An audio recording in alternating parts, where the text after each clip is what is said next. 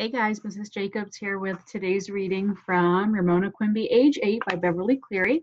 Today you're looking at Chapter 3, so make sure after you listen, you hop onto Google Classroom and get your work done for today. All right, here we go.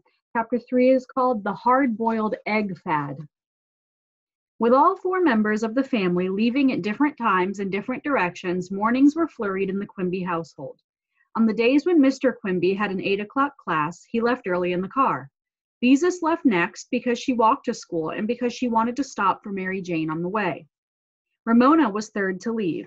She enjoyed these last few minutes alone with her mother now that Mrs. Quimby no longer reminded her she must be nice to Willa Jean. "Did you remember to give me a hard-boiled egg in my lunch like I asked?" Ramona inquired one morning.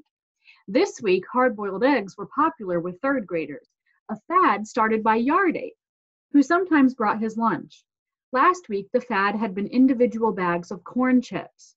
Ramona had been left out of that fad because her mother objected to spending money on junk food. Surely her mother would not object to a nutritious hard-boiled egg. "Yes, I remembered the hard-boiled egg, you little rabbit," said Mrs. Quimby. "I'm glad you have finally learned to like them."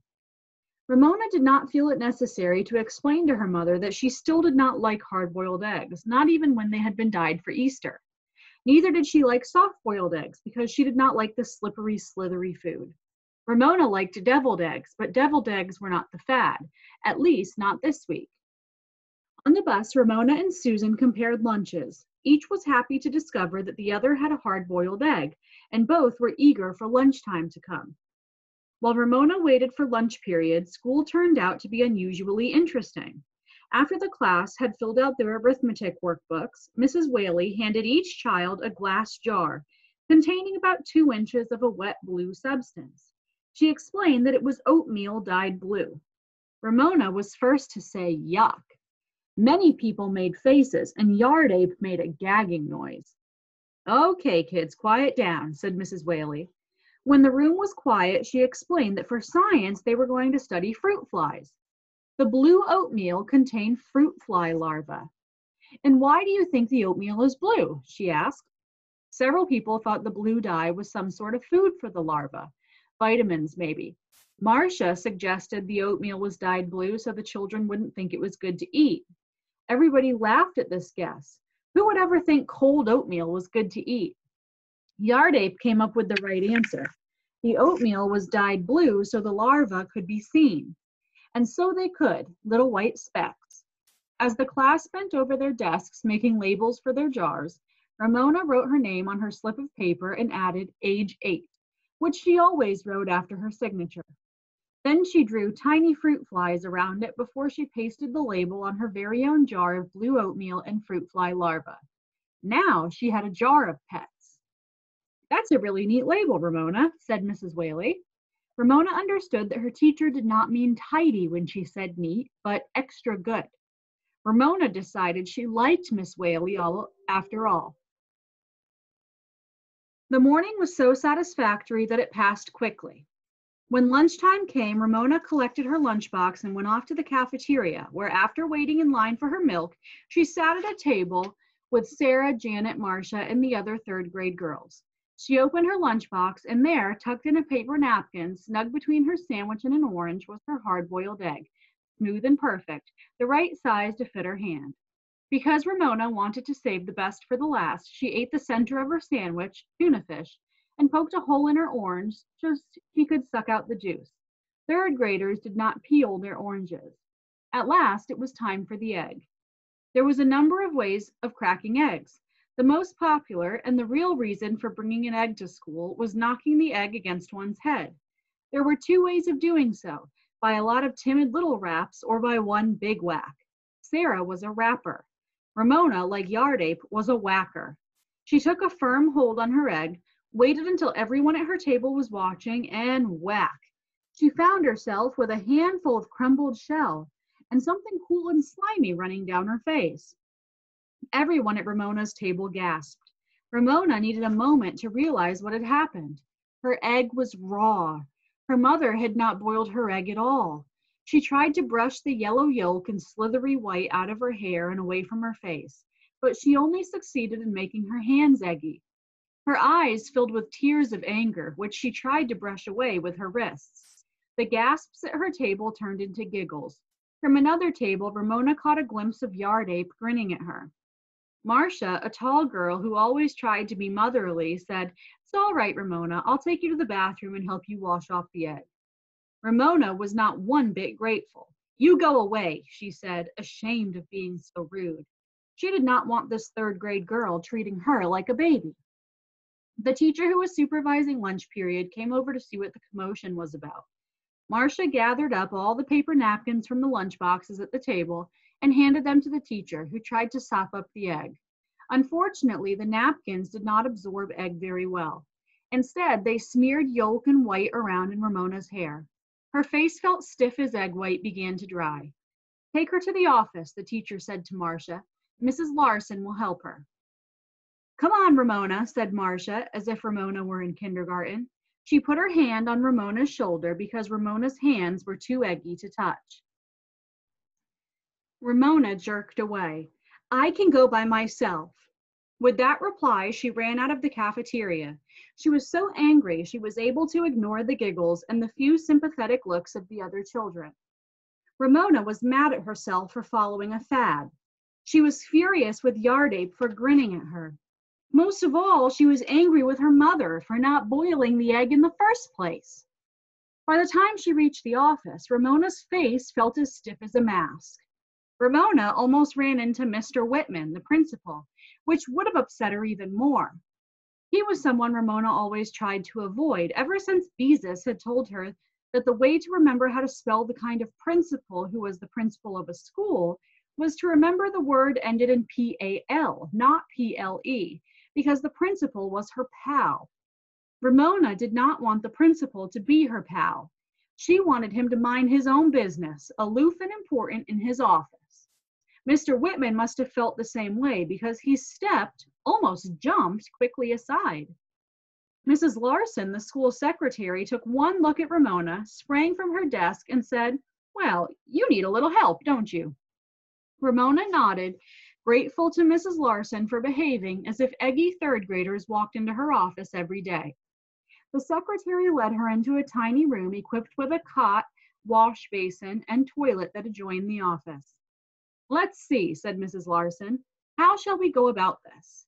I guess the best way is to wash your hands, then dunk your head. You've heard of egg shampoos, haven't you?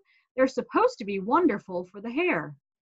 "Yow!" yelped Ramona when she dipped her head into the wash basin. "The water's cold."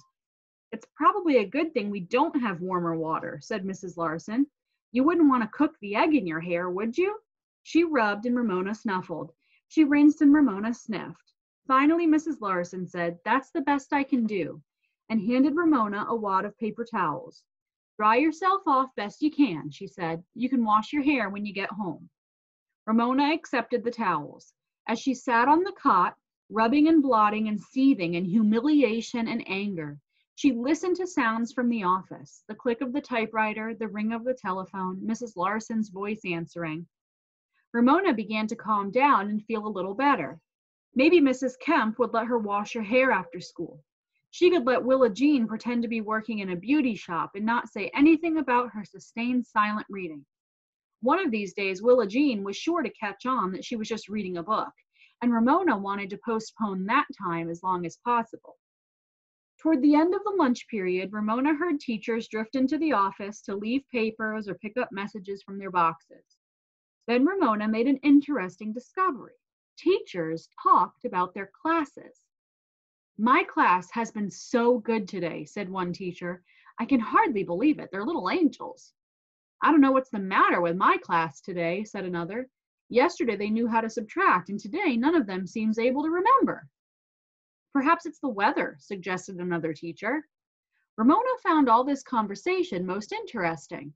She had blotted her hair as best she could when she heard Mrs. Whaley's big, cheerful voice speaking to Mrs. Larson. "Here are those tests I was supposed to hand in yesterday," she said. "Sorry I'm late." Mrs. Larson murmured an answer. Then Mrs. Whaley said, "I hear my little show-off came in with egg in her hair." She laughed and nodded. "What a nuisance." Ramona was so stunned She did not try to hear Mrs. Larson's answer. Show off. Nuisance. Did Mrs. Whaley think she had broken a raw egg into her hair on purpose to show off? And to be called a nuisance by her teacher when she was not a nuisance? Or was she? Ramona did not mean to break an egg in her hair. Her mother was to blame. Did this accident make her a nuisance? Ramona did not see why Mrs. Whaley could think she was a nuisance when Mrs. Whaley was not the one to get her hands all eggy.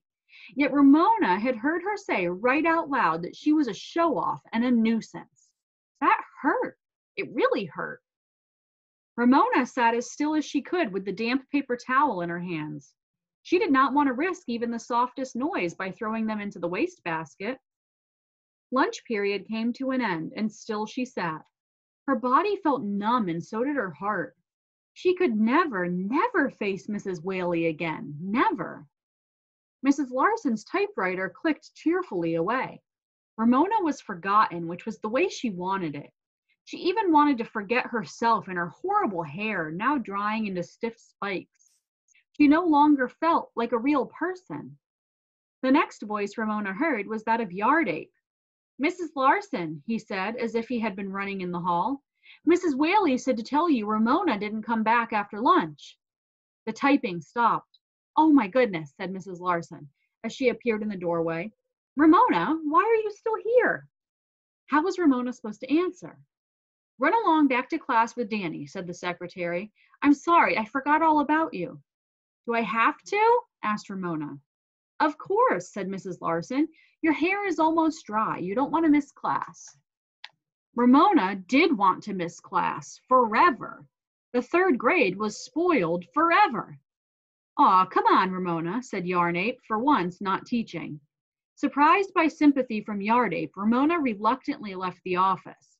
She expected him to go on ahead of her, but instead he walked beside her, as if they were friends instead of rivals. Ramona felt strange walking down the hall alone with a boy.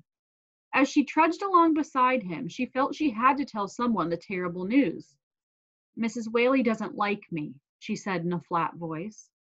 Don't let old Whaley get you down, he answered. She likes you okay. You're a good kid. Ramona was a little shocked at hearing her teacher called Old Whaley. However, she squeezed comfort from Yard Ape's opinion. She began to like him, really like him. When they reached their classroom, Yard Ape, perhaps thinking he had been too nice to Ramona, turned and said to her with his old grin, Egghead. Oh, there was nothing for Ramona to do but follow him into the room. Sustained silent reading, or DEAR, as Mrs. Whaley called it, was over, and the class was practicing writing cursive capital letters. Mrs. Whaley was describing capital M as she wrote it on the board. Swoop down, swoop up, down, up again, and down. Ramona avoided looking at her teacher as she got out paper and pencil and began to write the capital letters of the alphabet in careful, even script. She enjoyed the work, and it soothed her hurt feelings until she came to the letter Q. Ramona sat looking at the cursive capital Q, the first letter of her last name. Ramona had always been fond of Q, the only letter of the alphabet with a neat little tail. She enjoyed printing Q, but she did not like her written Q. She had made it right, but it looked like a big floppy 2, which Ramona felt was a dumb way to make such a nice letter. Ramona decided right then and there that she would never again write a cursive Q. She would write the rest of her last name, Imby, in cursive, but she would always, always, no matter what Mrs. Whaley said, print her capital Qs. So there, Mrs. Whaley, thought Ramona. You can't make me write a cursive Q if I don't want to. She began to feel like a real person again. All right, so like I said, hop on Google Classroom, make sure you get your work done for today, and then check back tomorrow for chapter 4. Don't forget, with this book, you're going to have a review day after chapters 4 and chapters 9. So you'll read or hear the story tomorrow, and then you'll have a review day with some different work on Google Classroom. But hopefully you're starting to like Ramona. She's a little bit sassy, just like me. And we'll check back in and see what happens. All right, see you guys next time. Bye.